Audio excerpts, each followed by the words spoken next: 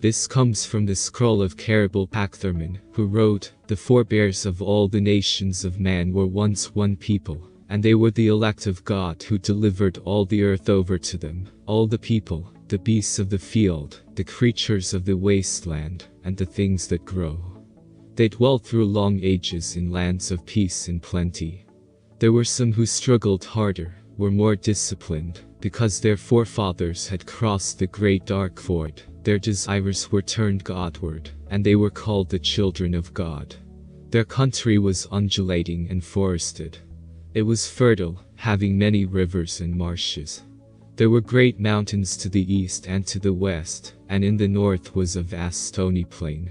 Then came the day when all things became still and apprehensive, for God caused a sign to appear in the heavens, so that men should know the earth would be afflicted, and the sign was a strange star. The star grew and waxed to a great brightness and was awesome to behold. It put forth horns and sang, being unlike any other ever seen. So men, seeing it, said among themselves, 'Surely, this is God appearing in the heavens above us.' The star was not God, though it was directed by his design, but the people had not the wisdom to understand.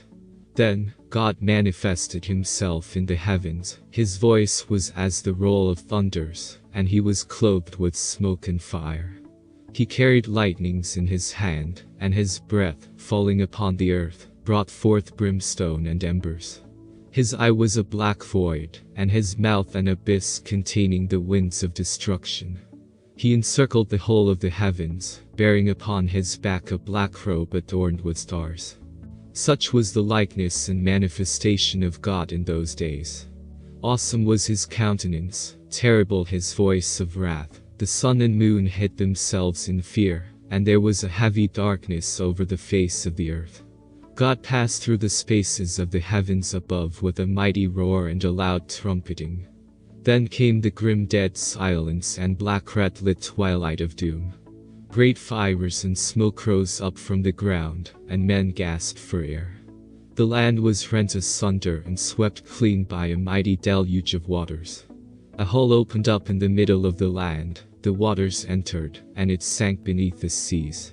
The mountains of the east and west were split apart and stood up in the midst of the waters, which raged about. The north land tilted and turned over on its side. Then again, the tumult and clamor ceased, and all was silent. In the quiet stillness, madness broke out among men, frenzy and shouting filled the air. They fell upon one another in senseless wanton bloodshed, neither did they spare woman or child, for they knew not what they did. They ran unseeing, dashing themselves to destruction. They fled to caves, and were buried and, taking refuge in trees, they were hung. There was rape, murder and violence of every kind. The deluge of waters swept back, and the land was purged clean. Rain beat down unceasingly, and there were great winds. The surging waters overwhelmed the land, and man, his flocks and his gardens and all his works ceased to exist. Some of the people were saved upon the mountainsides and upon the flotsam, but they were scattered far apart over the face of the earth. They fought for survival in the lands of uncouth people.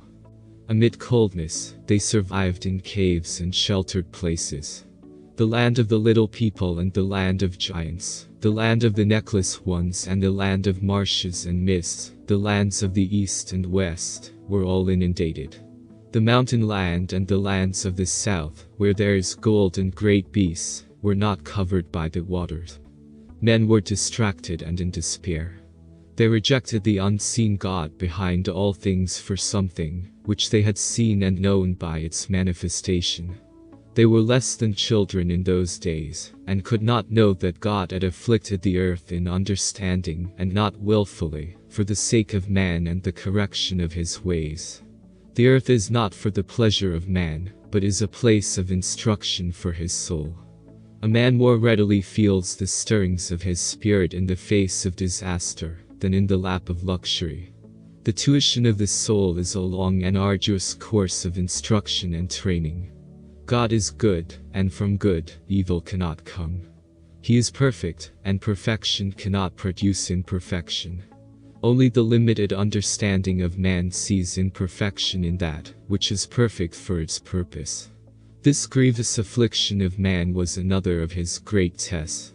He failed, and in so doing followed the paths of unnatural gods of his making.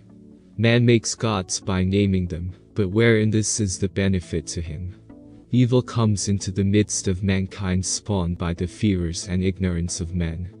An evil man becomes an evil spirit, and whatever evil there is on earth comes either from the evil of spirits or the evil of men.